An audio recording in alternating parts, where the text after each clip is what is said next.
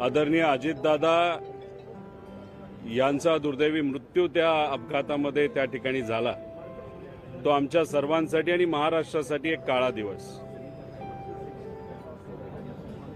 त्या दिवसानंतर आतापर्यंत अनेक सामान्य लोकांना असं वाटतंय आणि ते सुद्धा प्रेमापोटी वाटतंय की दादा आज कुठेतरी बाहेर येतील, उद्या बाहेर येतील आणि आपल्याला भेटतील।